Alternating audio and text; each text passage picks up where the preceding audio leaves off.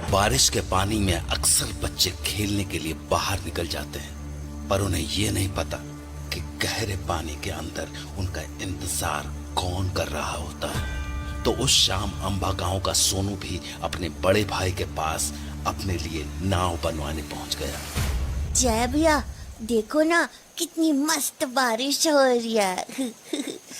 मेरे लिए एक मस्त बोट बना दो ना, वाटरप्रूफ वाली। बाहर सड़क पे मस्त चलाऊंगा उसको। लेकिन सोनू, कौन जा रहा हो बाहर? हाँ? अरे कौन जा रहा हो? दादू वो। कोई ना जाओ बाहर बारिश में खेलने। पर दादू, मैं तो बोट चलाने जा रहा था। बोला ना कोई ना जाओ बाहर। यो साल उसके वापस आओ को साल है। किसके वापस आने का साल दादू? उदू के। उदू? वही उदू ना दादू, जो नदियों और नालों में बच्चों का शिकार करता है। यो अंबा गांव अब बच्चों के खातिर सुरक्षित ना है, और बारिश के मौसम में तो खास करके ना है। यही से बाहर जाने की कोई जरूरत ना है, घर पे रह, समझ गया?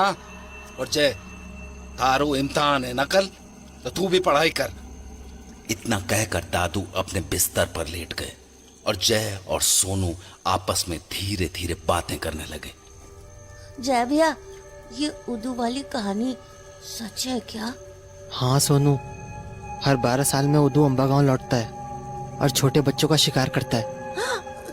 मेरा इतना मन था नाव चलाने का, पर अब कैसे चलाऊं? दादू ने तो बाहर जाने से मना कर दिया। जय भैया, चलो ना खेलते हैं। मेरे एग्जाम से सोनू, मैं नहीं खेल सकता। तो फिर मेरे लिए नाव बना दो, मैं उसी से खेल लूंगा। अरे पागल है क्या? दादू ने बोला ना बाहर खेलने नहीं जाना है।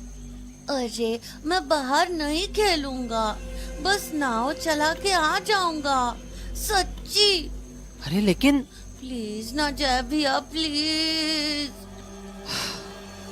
देख, तुझे प्रॉमिस करना होगा कि तू नाव के पीछे पीछे नहीं जाएगा, तभी मैं तेरी बोट बनाऊंगा। पक्का प्रॉमिस भैया, नहीं जाऊंगा। तो थोड़ी ही देर में जय ने सोनू के लिए बोट बना दी और सोनू उसे लेकर बाहर खेलने के लिए चला गया। बाहर इतनी तेज बारिश हो रही थी कि सड़कें नदियां बन चुकी थी, और उस पानी में अपनी नाव को बहते देख सोनू खुशी से झूम रहा था। ये चली मेरी बोट, चल चल, ऑल तेज, ऑल तेज। सड़क पर पानी इतनी तेजी से बह रहा था कि सोनू की बोट पूरी रफ्तार से आगे बढ़ती चली जा रही थी, पर तभी उसे अपनी बोट एक गटर की ओर जाती दिखी। अरे नहीं नहीं, गटर में मत जा। नहीं मत जा। पर वो बोट नहीं रुकी और देखते ही देखते गटर के अंदर चली गई। तो सोनू भी भागा भागा उस गटर के पास पहुंचा। अरे यार, बोट तो अंदर चली गई, अब मैं कैसे खेलूंगा? सोनू गटर के पास खड़ा ही था कि तभी अचानक अंदर से एक हाथ बाहर आया और फिर धीरे धीरे उसका चेहरा। सोनू उस आदमी को नहीं जानता था और वो देखने में भी थोड़ा अजीब सा था। इससे पहले कि सोनू कुछ समझ पाता, उसे उस आदमी के हाथों में उसकी बोट दिख गई। तभी वो आदमी बोला, सोनू, ये बोट तुम्हारी है ना? हाँ, ये तो मेरी बोट है, पर तुम्हें कैसे मिली? मैं भी तुम्हारी तरह एक बोट से खेल रहा था, पर वो भी इसी गटर के अंदर चली गई। फिर मैं उसे ढूंढने अंदर चला गया, और पता है मुझे नीचे क्या मिला? क्या? तुम्हारी बोट। हाँ? तुम अंदर डूबे नहीं? नहीं, अंदर पानी नहीं है, सुंदर गार्डन है अंदर, ब्यूटीफुल फ्लावर्स, प्लेग्राउंड। सच्ची? हाँ सच्ची, गांव के अंदर खूब मजे करेंगे। नहीं, भैया बोलता है अनजान लोगों के साथ नहीं खेलते। अरे तो दोस्त बन जाते हैं ना यार। नहीं, मुझे डर लगता है, मैं जाता हूँ। अच्छा ठीक है, पर अपनी बोट तो लेते जाओ। लाओ। अरे बुद्धू, हाथ तो बढ़ाओ अपना। हाँ? अब लाओ। इधर सोनू ने अपना हाथ बढ़ाया था, वहीं दूसरी तरफ दादू गहरी नींद में सो रहे थे कि तभी एक तेज बिजली की आवाज हुई और उनकी आंख खुल गई। न जाने ये बारिश कब रुकेगी। ये दोनों कटे गए। अरे सोनू, जय, अरे कहां चल गो?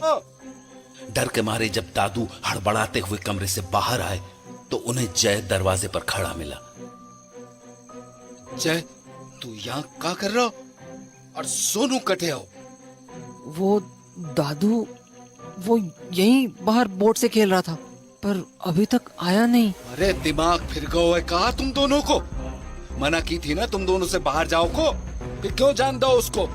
तो दादू, मैं तो... चुप कर, घर में जाकर बैठ जा, मैं जा रहा हूँ उसको ढूंढने। तो दादू हड़बड़ाते हुए घर से निकल गए और हर ओर सोनू को आवाजें लगाने लगे। सोनू, सोनू, सोनू, सोनू, सोनू। पर सोनू का कोई जवाब नहीं आया। फिर घर से थोड़ी दूर गटर के पास दादू को सोनू की बोट मिली, जिसके ठीक ऊपर एक लाल गुब्बारा हवा में तैर रहा था। उस गुब्बारे को देखकर दादू का दिल बैठ गया, क्योंकि अंबा गांव में लाल गुब्बारे को उदू की निशानी माना जाता था। तो हताश होकर दादू ने वो पेपर बोट उठाई और घर लौट आए। उनके घर लौटते ही जय बोल पड़ा, दादू, सोनू कहाँ है? कहाँ गया वो? दादू। जय लगातार सवाल करता रहा, पर दादू ने कोई जवाब नहीं दिया और जय के हाथों में सोनू की बोट थमाते हुए अपने कमरे में चले गए। ये तो वही बोट है जो मैंने सोनू के लिए बनाई थी। दादू, बताओ ना, कहाँ है सोनू? दादू। दादू कुछ नहीं बोले और जय ने पूरी रात उनके जवाब के इंतजार में बिता दी। अगली सुबह जब वो स्कूल गया तो एग्जामिनेशन हॉल में उसका दोस्त मोंटी उससे बोला, ए जय, एग्जाम की तैयारी कैसी है? क्या हुआ? तेरा मुंह क्यों उतरा हुआ है? सोनू खो गया यार। क्या? खो गया? कैसे? पता नहीं यार, कल बारिश में खेलने गया था बाहर, तब से लौटा ही नहीं है। लौटा ही नहीं मतलब? वो तो घर से दूर जाता ही नहीं कहीं। वही तो, एग्जाम नहीं होता तो मैं उसको ढूंढने चला गया होता। कोई नहीं, तू चिंता मत कर, पेपर देते हैं, उसके बाद ढूंढने चलेंगे। ठीक है, तू पेपर के बाद मेरे घर पे आ जाना, उधर से उसे ढूंढने चलेंगे। ठीक है, चल अभी के लिए ऑल द बेस्ट। तुझे भी। तो उसके बाद जय अपनी सीट पर चला गया और एग्जाम शुरू होने पर मोंटी भी अपना पेपर लिखने लगा। पर तभी उससे अपने पीछे से एक आवाज आई, मोटे, ए मोटे। वो आवाज ओम की थी, जो स्कूल का सबसे बड़ा गुंडा था और बदकिस्मती से वो मोंटी के ठीक पीछे ही बैठा था। अबे मोटे, सुनाई नहीं दे रहा क्या? क्या हुआ? चुपचाप मुझे अपनी कॉपी दिखा, मुझे कोई भी सवाल नहीं आ रहा है। पर क्या पर कर रहा है? देख, तूने कॉपी नहीं दिखाई ना, तो तेरा वो हाल करूंगा कि घर जाने लायक नहीं बचेगा, समझा? मोंटी जानता था कि ओम मजाक नहीं कर रहा था, उससे पूरा स्कूल कांपता था, इसलिए उसने उसे अपनी कॉपी दिखाना ही बेहतर समझा। पर तभी मोंटी के मन में एक ख्याल आया कि अगर वो ओम को अपने सवाल नहीं दिखाएगा तो ओम पक्का फेल हो जाएगा और अगली क्लास में उसे ओम को झेलना नहीं पड़ेगा। तो पलटकर मोंटी ने ओम से कहा, मैं तुझे क्यों दिखाऊं? मुझे एग्जाम लिखने दे। उसके बाद ओम ने कुछ नहीं कहा, पर उसकी आंखों में मोंटी के लिए गुस्सा साफ दिख रहा था। थोड़ी देर तक वो वहीं बैठा रहा। फिर टीचर को अपनी कॉपी देकर एग्जामिनेशन हॉल से बाहर जाने लगा। पर जाने से पहले वो मोंटी के पास रुका और उसे गुस्से से देखते हुए बोला, तो बाहर मिल बेटा,